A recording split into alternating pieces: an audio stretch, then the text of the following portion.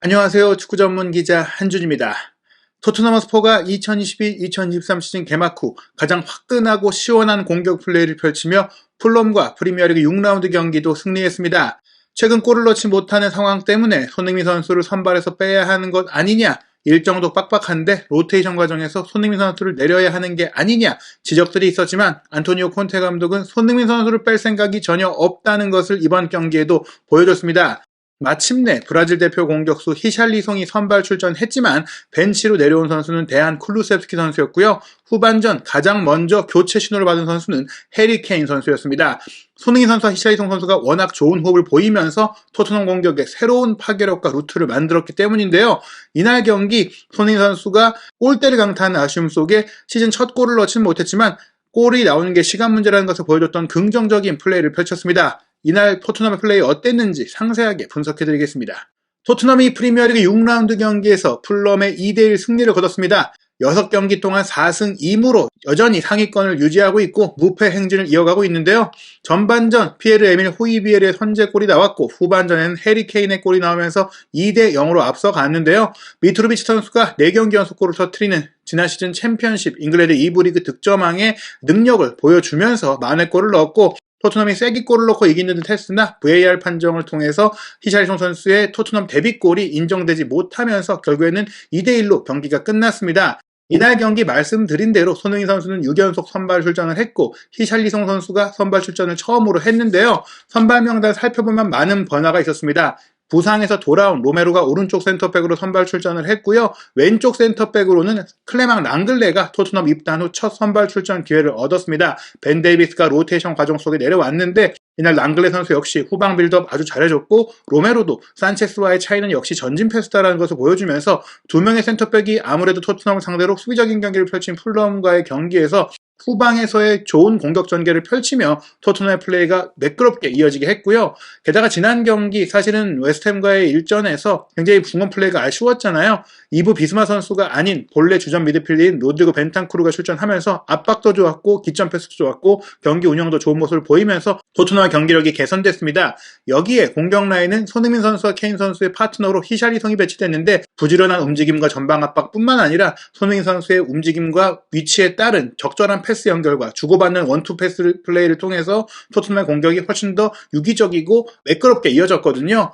손캐 듀오만큼이나 히샬리송 선수가 손흥민 선수가 좋은 호흡을 보였기 때문에 앞으로가 더 기대되는 모습이었습니다. 풀럼 같은 경우는 레노 골키퍼를 포함해서 새로 영입한 선수들이 벤치에도 많이 들어왔고, 또 기존에 지금까지 경기를 잘해왔던 미트로비치나 케바노, 안드레아스 페레이라, 팔리냐 같은 선수들이 선발 출전을 했는데요.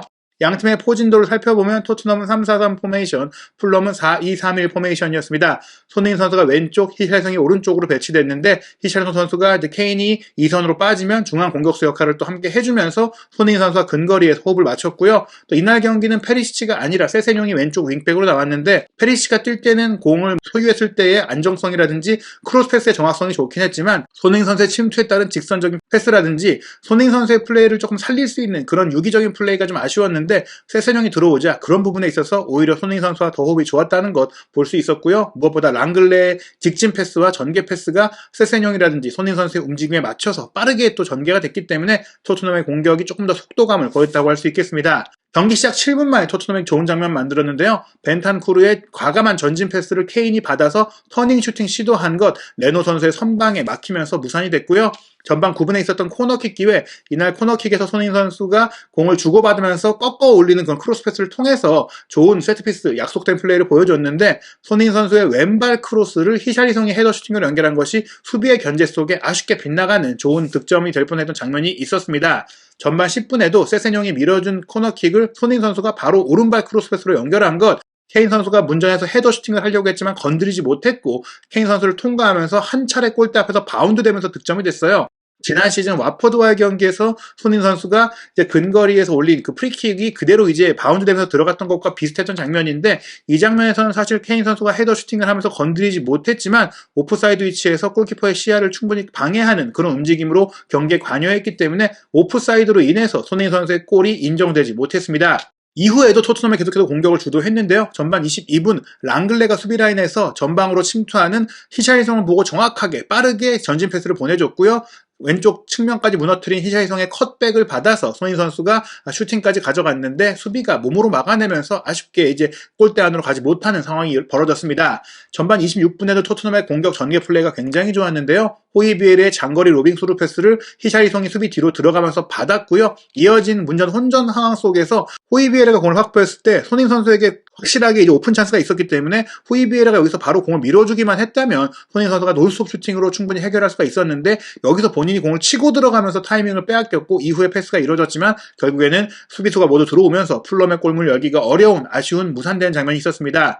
전반 33분에도 랑글레의 기점 패스가 좋은 플레이로 이어졌는데요. 랑글레가 과감하게 왼발로 크로스 패스를 문전으로 보낸 것, 케인이 받았을 때 반대편 오른쪽 후방에 손흥민 선수가 도사리고 있었거든요. 케인 선수는 공을 등지고 받았을 때 손흥민 선수가 들어가는 것을 미리 감지하고 날카로운 패스를 다시 한번 연결했고요. 손흥민 선수가 달려 들어오면서 대각선으로 치고 들어왔기 때문에 풀백도 센터백도 커버하기 어려운 그런 타이밍이 됐고 공을 가슴으로 트래핑한 이후에 레노 골키퍼와 간격이 좁아졌지만 마무리 슈팅까지 가져갔거든요. 하지만 이 슈팅이 아쉽게도 크로스바를 때리고 나오면서 득점이 되지 못했습니다. 랑글레의 과감한 공격 가담과 손케듀오의 텔레파시가 잘 통했던 부분인데 손흥민 선수의 가슴 트래핑이 조금 길었던 게 아쉽긴 해도 정말 찰나의 순간 좁은 틈바구니 속에서도 손흥민 선수가 기어코 슈팅을 시도할 수 있었던 것은 손흥민 선수의 컨디션과 집중력이 굉장히 올라왔다는 것을 의미하거든요. 아쉽게 골대의 불운으로 득점이 되진 못했고요. 이날 사실 랑글레 선수가 세트피스 공격 가담도 그렇고 공격 전개 상황에서 패스, 공격 가담 시에 경기 운영 능력, 그리고 수비 커버까지 모두 잘 보여주면서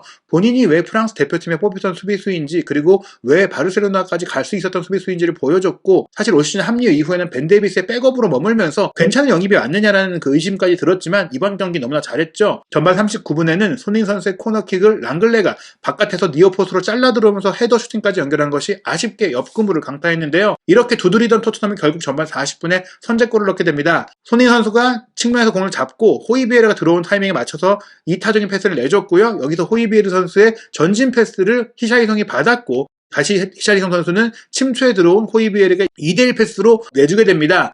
호이비에르 선수가 과감하게 들어올 거라고 예상하지 못한 풀럼 수비수들이 히샤이성과 케인 선수 쪽에만 많이 몰려있었기 때문에 호이비에르가 공을 잡고 슈팅을 이어가는 과정까지 여유있게 공간을 확보할 수가 있었고 호이비에르의 슈팅도 깔끔하게 이제 레노 선수를 통과하면서 토트넘이 뜻밖의 인물의 골로 앞서가게 됐는데요. 전반 추가 시간에는 손흥민 선수가 단독 돌파로 시원하게 공을 치고 들어간 이후에 세세뇽에게 패스를 해줬고 세세뇽이 오른발 가마차기 슈팅을 시도했는데 이게 제대로 감기지 않으면서 골대 옆으로 빗나가는 아쉬운 장면도 있었습니다. 손흥민 선수가 지금처럼 좋은 질주도 보여주고 드리블도 보여주고 문전 침투에 의한 슈팅도 보여주고 날카로운 크로스와 코너킥을 연결하면서 본인이 할 수 있는 모든 플레이를 펼치며 건재한 경기력을 보여줬는데요. 전반전에 토트넘이 1대0으로 마쳤고 점유율 59% 절대적이었고요. 슈팅 숫자 10대3, 유효 슈팅 3대0으로 풀럼을 압도하는 모습 보였습니다. 풀럼이 승격팀이긴 하지만 올 시즌에 현재까지 사실 2승을 거두기도 했고 리버풀 같은 강팀과 무승부를 거두기도 했고 브렌트포드, 브라이튼 같은 정말 돌풍의 팀과 경기력이 만만치 않은 팀들을 상대로도 승점을 얻어냈고 승리를 거뒀던 팀이기 때문에 그런 풀럼을 상대로 보인 토트넘의 이런 경기력, 사우스햄튼과의 개막전보다 오히려 더 밀도가 좋았던, 콤비네이션이 좋았던 경기력은 토트넘의 플레이가 제대로 작동하고 있다. 토트넘이 프리시즌을 허투루 보내지 않았고 전술적으로도 잘 준비된 팀이라는 것을 보여줬다고 할 수 있겠습니다. 후반전에도 이런 좋은 플레이들이 많이 나왔는데요. 무엇보다 3백의 왼쪽을 담당한 랑글레 선수가 기점이 된 좋은 패스가 계속해서 좋은 플레이로 이어지게 됐습니다. 후반 4분에 랑글레가 길게 뽑아준 공을 전방에 있던 케인이 내려오면서 공을 이선에 있던 히샤이성이 올라갈 때 헤더 패스로 딱 연결해주고 그러면서 수비수들이 이쪽으로 몰리자 손흥민 선수가 왼쪽 사이드라인을 타고 침투하게 되거든요. 케인, 히샬리송, 손흥민으로 연결된 이 패스 플레이, 특히 히샬리송이 손흥민 선수의 침투 속도와 동선에 맞춰서 정확하게 밀어준 패스를 해줬기 때문에 좋은 공격으로 파이널 서드 지역에 이어졌거든요. 손흥민 선수가 왼쪽 측면에서 안쪽으로 단독 돌파로 치고 들어오면서 수비수 3명을 몰아놨고 여기서 슈팅 때리는 척 하다가 케인에게 패스했고 케인이 터닝 슈팅까지 가져갔는데 수비의 6탄 방어에 아쉽게 막혔지만 어찌됐거나 최종 수비수부터 최전방 공격수까지 이어지는 물 흐르는 듯한 이 빌드업 플레이가 너무나 좋았습니다. 후반 5분에도 좋은 장면 하나가 있었는데요. 히샬리송 선수가 전방에서 압박을 많이 해주고 상대의 빌드업을 잘 괴롭혔다고 말씀드렸잖아요. 은바부가 이제 공을 달고 올라갈 때 강하게 부딪히면서 뺏어냈고 크로스 패스까지 연결했고 여기서